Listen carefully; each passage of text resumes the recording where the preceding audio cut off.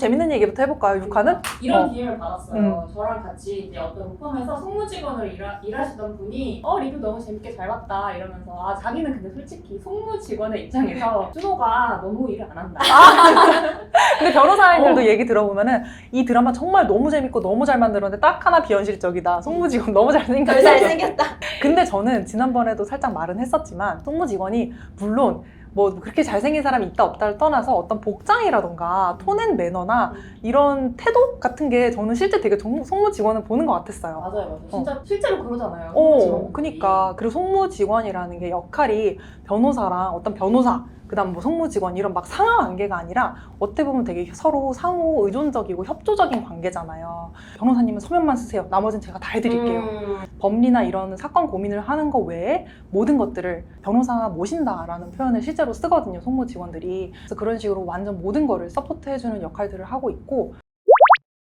저는 우리 아침 햇살 따뜻한 우리 수영 변호사가 너무 현실 고증이 잘 됐다고 생각한 게 막 밤새 일하고서는 잠옷 입고서는 막 일하다가 얼른 이제 옷 갈아입고 이제 정장으로 갈아입고 이렇게 하는 모습이 나오잖아요. 어떤 이 로펌 변호사의 워라밸을 너무 잘 표현한 게 아닌가 이런 생각이 들었어요. 지난 화에도 되게 방위 보증이 잘 됐다고 말씀드렸는데 제가 로펌 근무할 때 업소 생활할 때 썼던 방 사진을 거기 올려드리려고 이렇게 실제로 비슷하다. 근데 보시면 진짜 비슷할 거예요. 그리고 구칠수연 변호사가 여러분들은 디테일을 놓치셨을 수도 있는데 되게 긴 옷장을 열어가지고 거기서 옷을 막 갈아입거든요. 근데 그거 진짜 현실이라는 거지. 저희가 그러니까 반에서 일할 때는 진짜 수면 바지나 추리닝 같은 거 막 입고 머리 막 이렇게 들들 묶고 특히 그 기록 넘기는 이런 골무 같은 거 있거든요. 근데 이쪽에는 골무를 끼고 있고 여긴 막 집게 같은 걸로 머리를 막 이렇게 꽂고 막 이렇게 틀어 올리고 막 이렇게 일을 하다가 의뢰인 회의 시간이 되면 그 긴 옷장에서 이렇게 정장을 막 주섬주섬 꺼내 입고 회의에 가기도 하고 그래서 최선 변호사가 그렇게 나오는 장면이 되게 남일 같지 않았어요. 저희도 방에 보면은 각자 다 이제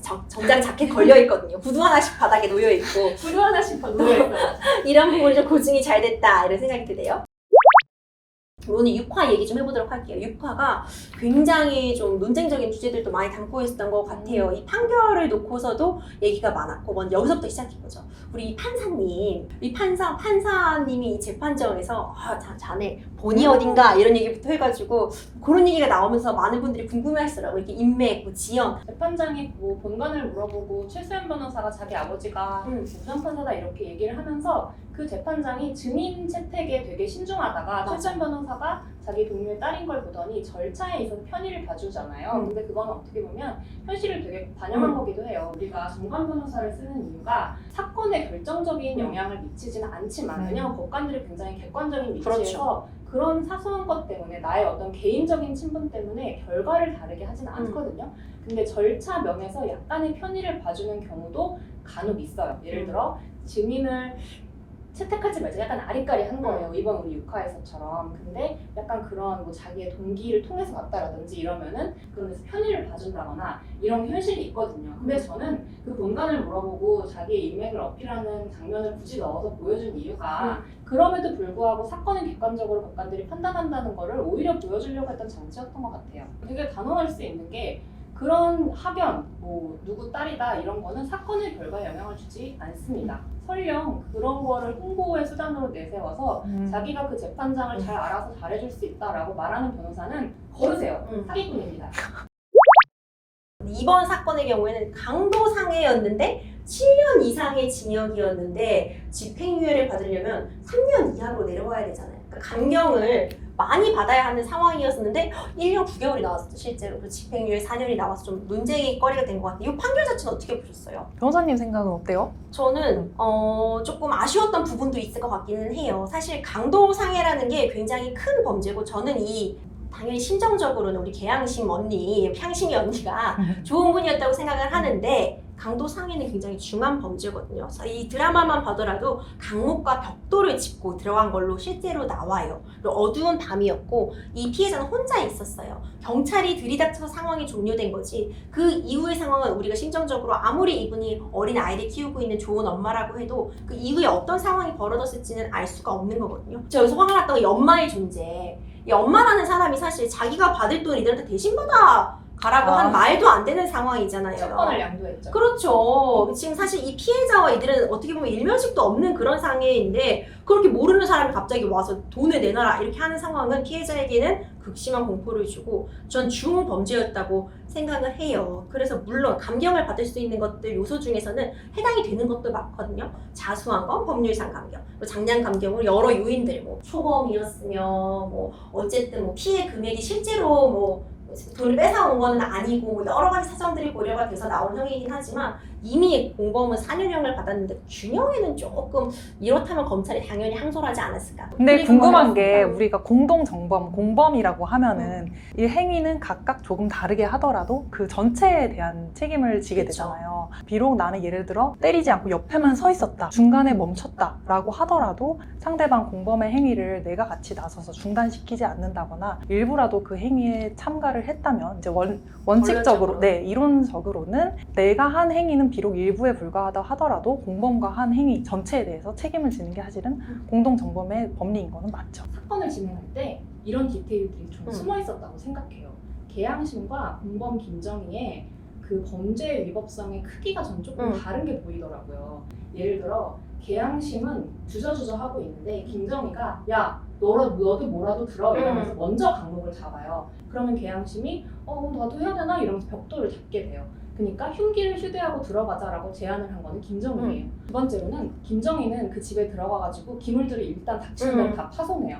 막 유리도 깨고 막 거울도 깨고 이러는데 자세히 보시면은 계양심 언니는 벽돌로 그냥 바닥을 탁 때려놓지. 이렇게 하는 거 하나만 나오거든요. 그리고 김정희 씨는 막 이렇게 머리채를 잡고 뒤흔들고 막 그러는데 이 중요한 장면이 하나 있어요. 이 계양심 씨는 그 장면을 보고 벽돌을 툭 바닥에 내려놔요. 뭔가 겁을 먹거나 아니면 이렇게 하면 안 될 것 같다는 생각을 가지고 벽돌을 내려놓은 다음에 그냥 손바닥으로 아유 돈이라도 줘 이렇게 하면서 이제 때리거든요. 별로 아프지 않게 때린단 말이에요. 그래서 여기서 또 캐치할 수 있는 포인트는 뭐냐면 계양심은 중간에 이 위험한 물건을 들고 공격하려는 행동을 스스로 중단했어요.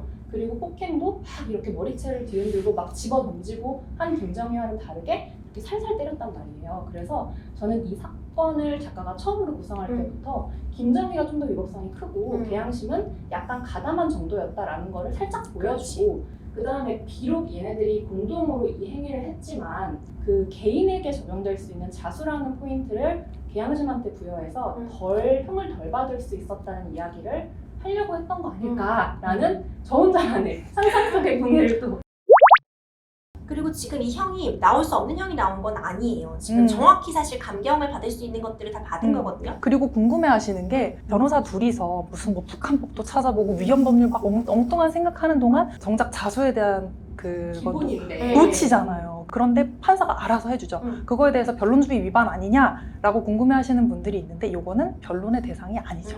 변론주의를 알고 있다는 것 자체가 법을 좀 알고 계시는 그렇죠. 분들인데 변론주의라는 거는 당사자가 주장한 거에 기초해서만 판사가 판결을 내릴 수 있다는 거죠.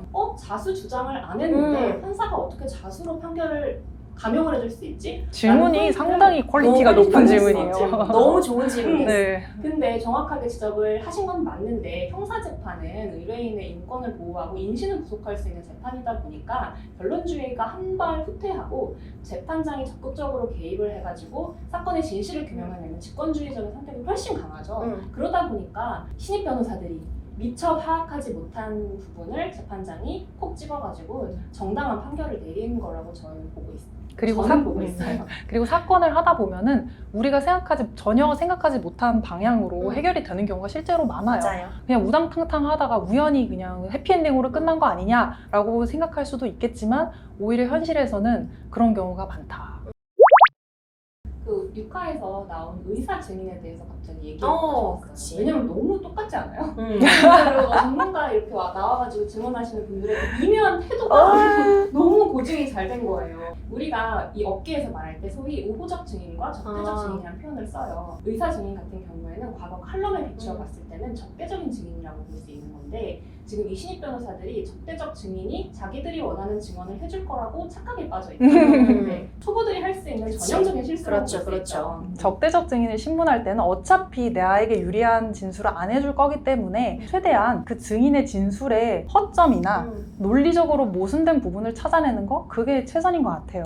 사실 적대적인 증인을 법정에 세우는 거는 저는 가급적 피하는 게 좋다고 내가 신청하는 그렇지. 경우는 없지. 반대 신문해야지. 반대 신문. 그리고 이 사건에서도 저는 드라마를 보면서 무슨 생각을 했냐면 저 사건은 저 증인을 저기다가 저렇게 출석시킬 게 아니라 이 증인이 편향된 시각을 가지고 이 사건을 했었을 거다. 진단서를 편향된 시각으로 썼을 거다라는 걸 보여주는 간접적인 지표들을 좀 재판부에 제출을 했어야 되는 거지. 저기다가 앉혀놓고 막 내가 원하는 이렇게 막 근데 이게 하시였다. 드라마에서 만일에 실제 법정 운영되는 거 보여주잖아. 재미없어서 아무도 안 봐요. 그것도 그렇죠. 적극적인 장치긴 한데 맞아요. 어쨌든 변호사가 보기에 우영우가 3년 차만 돼도 저거 증인 신청 안 했을 건데 1년 차다 보니까 그렇게 했을 거다. 이렇게 저는 보이더라고요. 그래도 그 공범이었던 그 변호사, 그 당시에 국선 변호사에게 전화까지 걸고 직접 찾아가가지고 어쨌든 그 칼럼이 제가 기억이 나는 데까지를 받아왔잖아요. 실제로 우리가 당연히 리서치를 해보는데 그렇게 노력이 있었기 때문에 어쨌든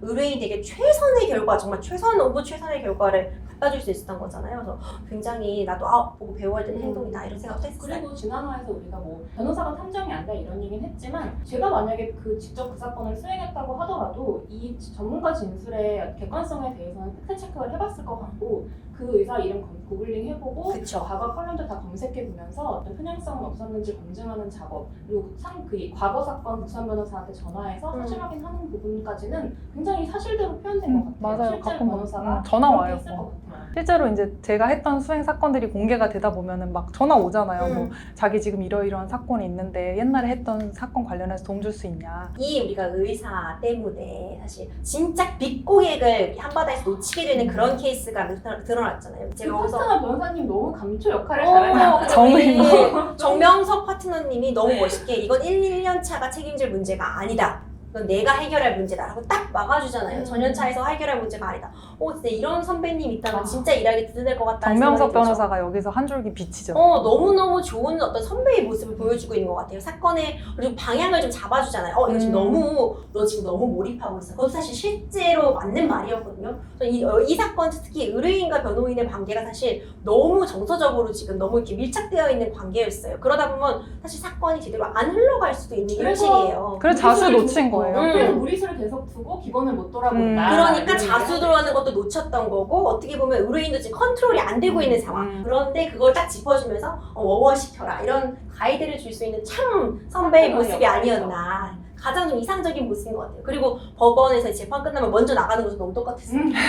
파트너는 정말 바쁘거든요. 빨리 다음 넘어가셔야지. 나머지는 우리가 정리하게 되잖아요. 이렇게 바로바로 이동하시는 것도. 아니 우리 그런 선배가 되자. 우리 그런 선배죠 이제. 선배죠. 더 훌륭하게 돼야 된다 이런 생각을 하게 됐네요. 여기 한바다에서 우영우가 주로 공익 사건을 음. 많이 하게 되잖아요. 그래서 그런 질문이 있더라고요. 변호사 공익 사건 왜 하는 거냐?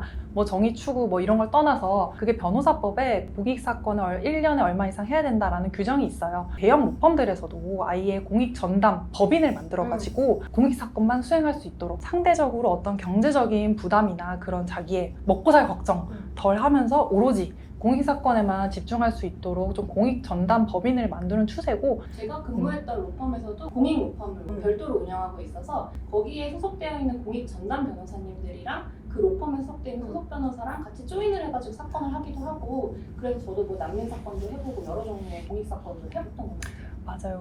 전 이 디테일도 너무 좋았던 것 같아요. 그러니까 공익 사건으로 이 한바다에서 처리를 하고 있잖아요. 사실상 일반인들은 이렇게 바로 한바다에 가서 이런 일을 맡기기가 굉장히 어려울 텐데 디테일을 잘 살려서 공익 사건으로 이렇게 좀 어려운 분들도 도울 수 있다는 걸 보여준 것도 굉장히 좋은 포인트였던 것 같아요. 제가 변호사가 된 이후에도 공익 사건을 간간히 하고 있거든요. 뭐 위헌 심판에도 참여를 하고 판례 연구나 이런 것들을 같이 기회가 닿는 대로 하고 있는데 저는 대학생 때부터 그런 고민을 항상 했었어요. 공익 사건, 공익이 뭐고 공익 사건이 뭐냐. 그래서 저는 스스로 이제 어느 정도 잠정적 결론을 내린 거는 제가 법을 그래도 알잖아요. 알고 이 법을 안다는 거는 우리 사회에서 하나의 큰 힘이 되는 건데 이 힘은 내가 다 갖고 있기에는 너무 많은 거예요. 그러니까 넘쳐. 그리고 뭔가 우리 사회에서 그 힘이 정말 절실한 사람들이 어떤 경제적인 이유나 다른 여러 가지 이유들 때문에 법의 힘을 자유롭게 쓰지 못할 때 뭔가 그거 하나라도 내가 갖고 있으니까 그런 거를 같이 좀 나누면 좋겠다라는 생각을 하고 있어요. 오늘 이렇게 저희 우영우 이상한 변호사 우영우 6화까지 리뷰해봤는데요. 재밌게 보셨나 모르겠어요. 좋으시다면 좋아요와 구독도 눌러주시고요. 궁금한 점 댓글로 달아주시면 저희가 7화, 8화 다 반영해보도록 할게요. 여러분 감사합니다.